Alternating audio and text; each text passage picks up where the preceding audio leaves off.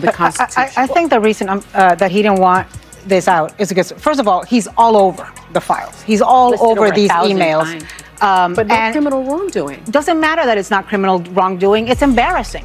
It's mortifying. Do you think Donald Trump wants to hear Epstein, his close friend of many years before they had that breakup, talk about him being insane and having dementia, and talk about his financial malfeasance?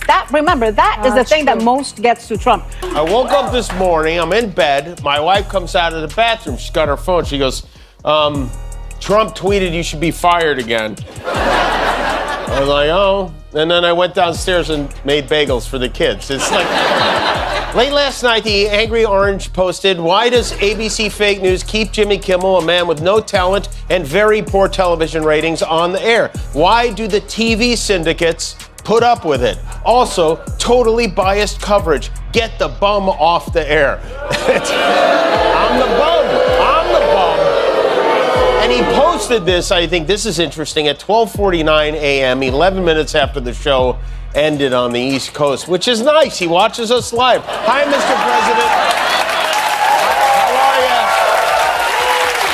Thanks for watching us on TV instead of on YouTube. We appreciate that. And I'll tell you, it's viewers like you who keep us on the air, ironically.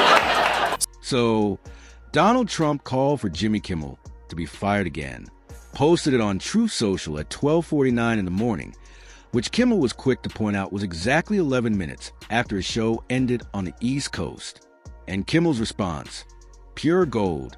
He looked directly into the camera and said, Mr. President, I admire your tenacity. If you're watching tonight, which I presume you are, how about this? I'll go when you go. Okay, we'll be a team. Let's ride off into the sunset together, like Butch Cassidy and the Suntan Kid. And until then, if I may borrow a phrase from you, quiet piggy. It's also sweet that even in the middle of the biggest sex scandal in the history of the American presidency, he takes precious time on the toilet to post about our show. Keep saying we have bad ratings, and you should listen to him, because if anyone knows about bad ratings, it's that guy. President Trump's approval rating is tanking. Plunging to a new low. A new low, even among Republicans. That's the lowest level of his second term. That is the lowest it's been in his second term. It is at a low of the second term. The lowest of his second term. La aprobación del presidente Donald Trump se desploma a los niveles más bajos. Más bajos? What does that mean, Guillermo? His rating is very low. Oh, that's bad. Yeah, bajo, low. Yes. I have honestly lost count now of how many times the president has demanded I be pulled off the air. I mean, would you declassify the Epstein files? Yeah, I would. All right. I guess I would. I think that less so because, you don't know it. You don't want to affect people's lives if it's phony stuff in there, because there's a lot of phony stuff with that whole world. But I think I would, or at least do you think that would restore trust? Help restore trust? Yeah, I don't know about Epstein so much as I do the others. Certainly about the way he died. It would be interesting to find out what happened there, because that was a weird situation, and the cameras didn't happen to be working, et cetera, et cetera. Would you declassify the Epstein files? Yeah, I would. Attorney General, what are you? We talked about how you fix the DOJ.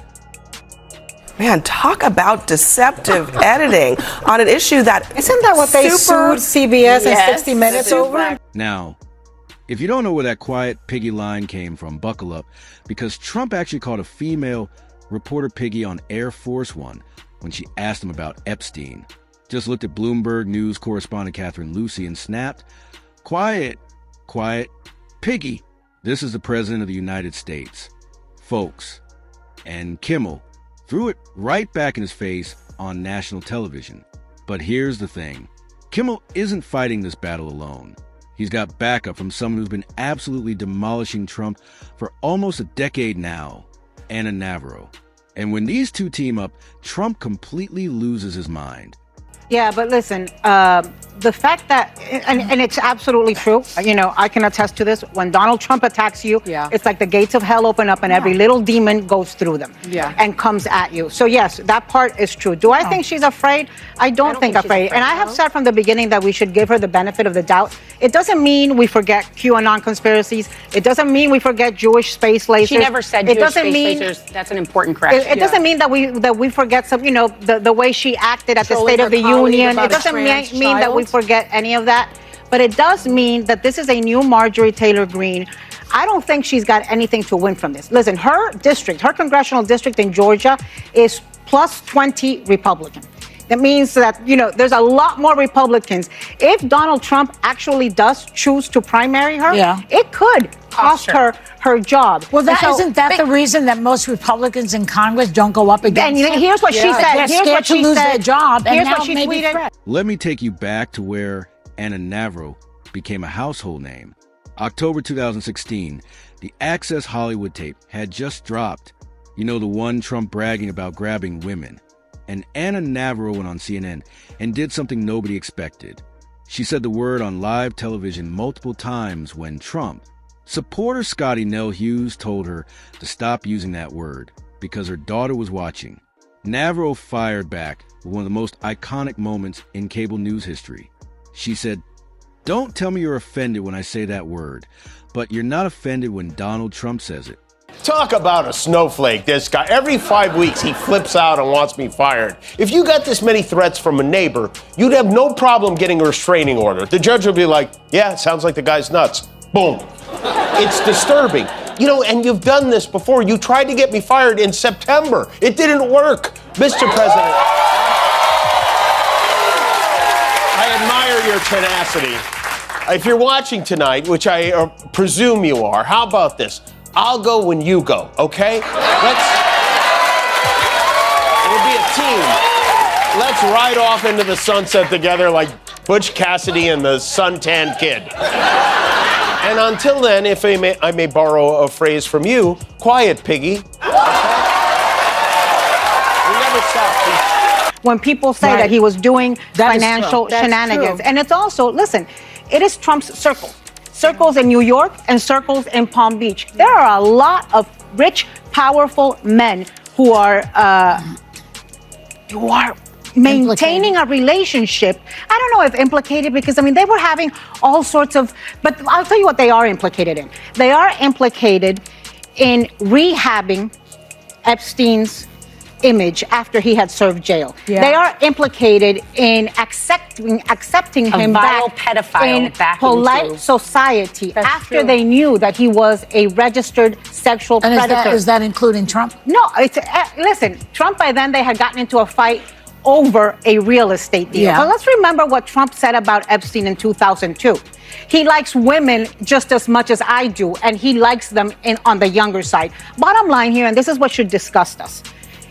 I think so many people had an inkling, should have known what Jeffrey Epstein was doing, if not before 2008 when he got put in jail, then certainly after 2008. But they chose to look the other way because they think that rich and powerful men can do whatever the hell they want without any accountability. The clip went absolutely viral, and Navarro wasn't done.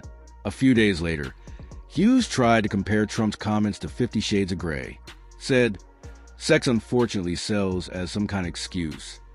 And Navarro, she looked at her and said, everything you just said is 50 shades of crazy. To compare running. For president to an erotic film is crazy.